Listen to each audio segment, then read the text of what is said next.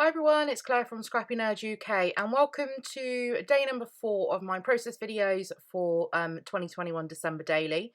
So again, I'm going to be working with some large photos, and I've actually got a double spread for this day because I couldn't decide on the photo that I wanted to use. And this one contains a story about our Christmas shopping. So we always pick a day each December that we actually go out. I mean, a lot of the presents are bought prior to this date, but we go out and we pick up a few Christmas presents just to get all the Christmas feels and all that. So I have, let's try that again with proper English. I've pulled out a whole load of tags already, and I think they are all from the Vicky Bootin collection from this year, the cut apart sheet that a friend kindly gave to me. So I'm actually going to use some of those and make a little tag book, and that's going to contain some of my journaling from the day. So I'm not going to show you that on camera. I do that afterwards because there's quite a few tags for me to fill in. And then what I've done is I wanted something on the front of it, so I grabbed this journal card from the October Freckled Fawn kit with the little 3x4 journaling cards, and I wanted to use that Santa, so I've just fussy cut around him, and he is going to sit on the front of the tag book. And then before I tie that up, I decided actually I'm going to add a charm on as well. And this charm is from last year's crepe paper collection, Hey Santa.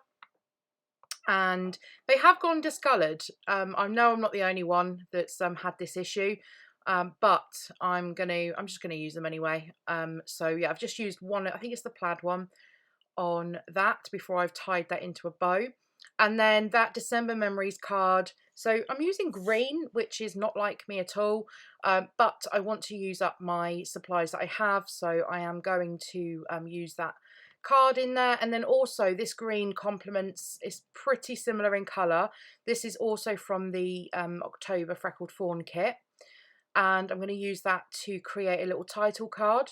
So I'm using here, these alphas are also Freckled Fawn.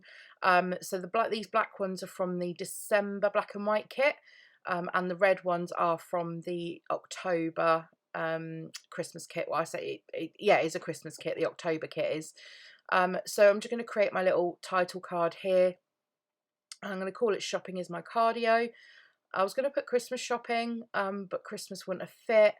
And I don't really like Xmas shopping, so I just went with Shopping is My Cardio. So I'm just using my T-square ruler and my tweezers just to stick those down to make sure they are all straight on there.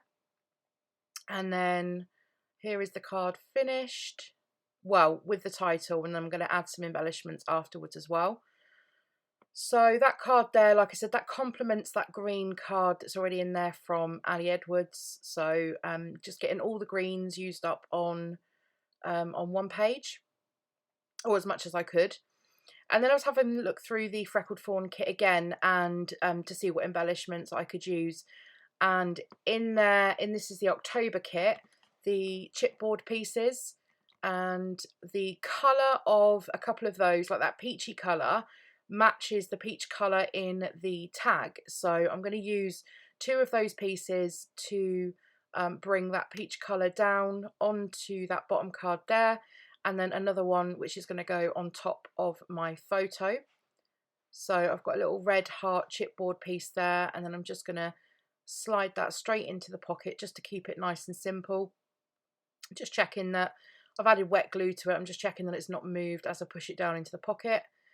And then here's the other piece as well. So I'm just deciding whereabouts on the photo that I want this piece to sit, and also a green heart as well from the same chipboard sheet. And I decide that I want that at the top. So I'm just going to adhere that down. Now with chipboard, because you are you will move the pages around, the pages will get bent. With the adhesive on chipboard, it tends to not stick, so I always add a little bit of wet glue onto chipboard to help that stay stuck over time.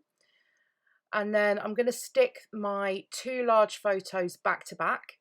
I was contemplating adding making this into like a pocket, so I could have some journaling that I could pull out at the top, but actually, as I've got it, my the way that I do my journaling, I've got the tag book already for my journaling, and then I also add, you'll see in the next part of the video, I also add on so an area for some more journaling about the other photo. So I'm just sticking those down, and I'm only pulling back some of the backing from the double-sided tape so I can get it all lined up nice and straight before I go ahead and pull off all of the backing. And then just trimming up those side areas where obviously when you print it and then cut it out, they're not always going to be absolutely identical.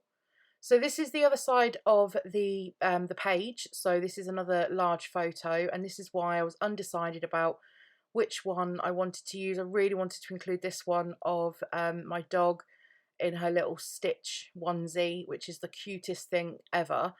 I mean, she's not too impressed with it, to be honest, but because she had a recent haircut, she shivers when she's cold, so we have to put something on her to keep her warm. And if I have to make her wear something, then it has to be that stitch onesie that we bought on that particular shopping day.